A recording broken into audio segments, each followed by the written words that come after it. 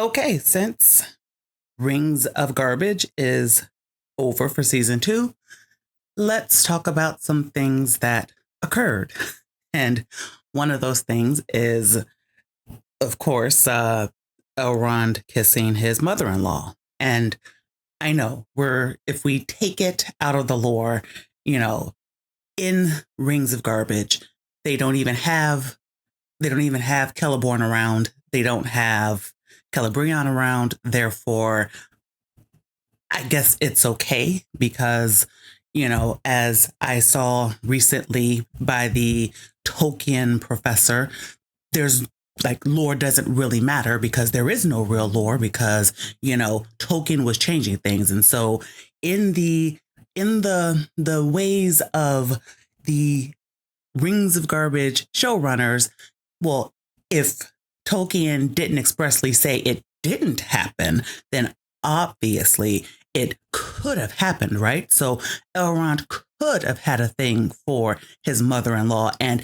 they could have had a kiss, and of course, you know, we're supposed to be stupid, and we're supposed to not pay attention to the fact of this egregious act because, the excuse, of course, is, oh, it wasn't a romantic kiss, even though they made sure that that's what they focused on was the kissing.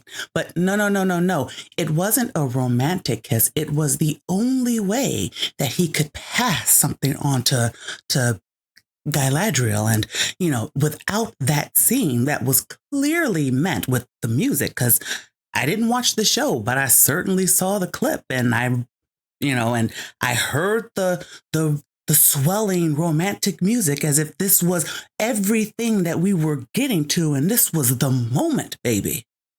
So obviously, when they sit there and they tell you, oh, it wasn't meant to be a serious kiss and it wasn't meant to be, what you say it is, it was just the thing that happened. And, just ignore what your senses are telling you because, well, we're just saying that, it was no, no, no, no, no. It was just about passing something over. Like that's all it was.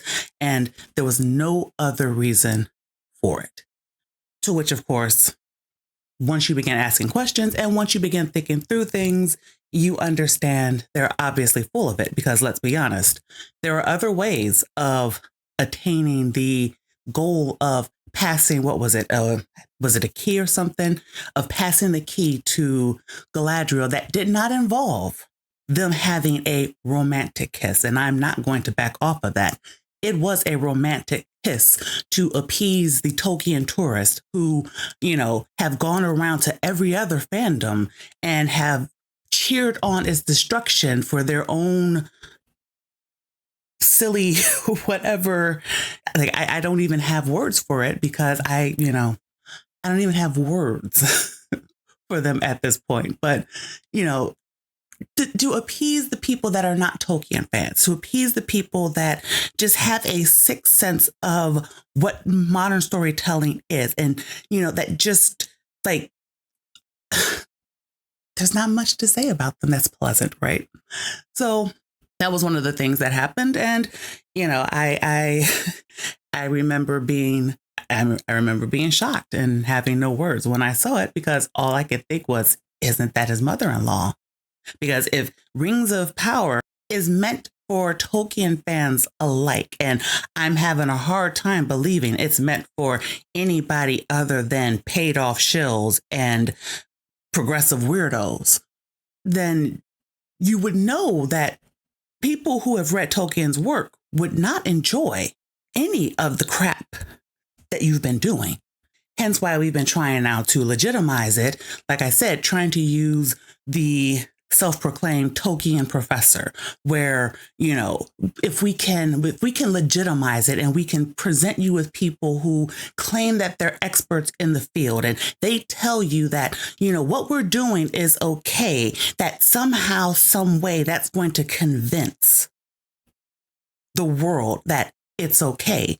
And that way is the way of dealing with a narcissist who, if you have ever dealt with anyone who had those kind of tendencies in life, you know absolutely their whole thing is telling whatever lie they could tell, getting whoever they can lie on their behalf to tell you that same lie so that you will be gaslit into thinking that you are the one that is nuts. And clearly what they've been trying to do is they have been trying to make Tolkien, like people who have read Tolkien, just people who have read Tolkien, like they're trying to make them believe that they are nuts.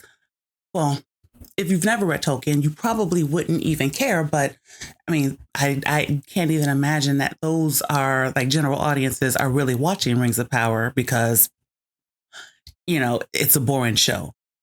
And this is for me who gave up after season 1, episode 1. It's a terrible show. It's just a terrible show, period. But here we're talking about problems with the showrunners and problems with decisions made and just ways that they are tearing apart somebody else's creativity.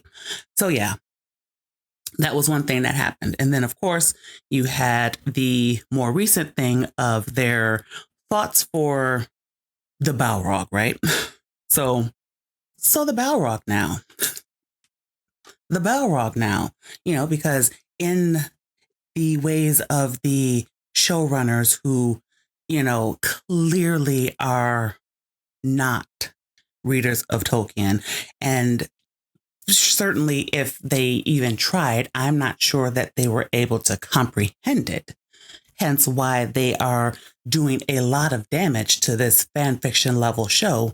But the Balrog now is, an allegory to climate change, which, as we know, would be completely bonkers, right? So the Balrog is the Balrog. What happened to the dwarves had nothing to do with climate change. It didn't happen slowly over time. It was dwarven greed that made them dig too deep because they, whether we say it was the influence of the rings or not, there was something in them that upped that greed and they just could not help themselves. And they got to the level of the Balrog and they got what they got. That wasn't all at once thing. That has nothing to do with, but it just kind of really tells you that mindset of, it tells you the mindset of these people. It tells you exactly what it is that they were actually doing. And what they're actually doing is presenting to you just the message, a message that they have, a message that appeals to them, a message that has nothing to do with actual Tolkien, that has nothing to do with good storytelling. It just literally is a way for them to tell a story, or not even tell a story, to just meander through things that happen and call it a story. And it's wild because they want you to be convinced that this is actual good storytelling when we know that it's not good storytelling. But so we know that they have their best friends coming to their rescue. So what we have, of course, is the Groundhog's Day of access media. And it is, they come out, they fillet the shows, they tell you how you have to watch it. It's amazing. We love it. They make excuses for broken lore. They tell you that you are the problem. The show fails. Then it's toxic fandom that's the problem, because of course, to know what lore is supposed to be, to call for a proper adaptation, which of course a proper adaptation is stewardship of, right? It's not going in and just changing things because you feel like changing things, because you are not the author of it. The changes that happened in House of the Dragons, people didn't have problems with it because George Martin was involved. So if he was involved in the process and he was the one that made those sort of changes, then obviously that is with his direct blessing. It is his property, it's his to do. Same thing with J.K. Rowling. If she made changes to things, then that is her property to do. It is hers to play around with. It's hers to, it's hers to make those kind of decisions. Hence why those things will always be better, because those are things that are handled by their own creators. And yeah, they might, you might have your opinions about them, but at least you can acknowledge that they're invested in what they created being shown off to its best, right? So I remember I remember seeing a tweet on X, and it talked about how Twilight was better than Rings of Power. And the answer is yeah, of course, because Twilight is an original property. Twilight, of course, had Stephanie Meyer involved. Twilight didn't have a bunch of modern Hollywood types come in and decide that they were going to change everything for a modern audience. You were expecting people who have a hatred of real storytelling, because real storytelling doesn't have those kind of messagings. It's there to entertain. It's there for the exploration. It's there for your imagination. Like these authors explored whole worlds and created whole kind of mythical lands. And, for the creatively bankrupt, of course, they're going to have a problem with it, because how on earth are they going to measure up when they can't even see outside of their own small bit of world? But they're telling you that that's what you want to see. And that when you don't like it, it's because, well, it's not made for you. Because has that not been the other Groundhog's Day call, like the charge that it's, you don't like it, it's not meant for you. And you sit there and you think, but then who is it meant for? Because if general audiences aren't going, and the proper fans are not going, and your tourists aren't a big enough base to actually carry it, i.e. the acolyte. So when your tourists aren't capable of carrying the product that is not for the people it should actually be for, then what are you doing, Hollywood? And for the past, I know I feel like I ask this question a lot, because it still really baffles me, this idea of taking things that are successful and then purposely destroying it, thinking that you're going to get a different audience, or that you are going to lie and convince an audience that it's not the crap that it is. And that really kind of is the thing that's the biggest problem. Like, they're convinced. And it kind of goes back to my last video. They are convinced that they are right. They are convinced that their messaging is right. They are convinced that this modern audience is out there. They are convinced that they are making everything better. And how do you deal with people that you literally cannot have these conversations with? How do you deal with them? Now, of course, to me, all I can keep coming back to is, well, people need to handle their own. They need to, they really do. Like, if you have a passion for writing stories, then you need to write your stories, and you need to find a way to get your stories out there.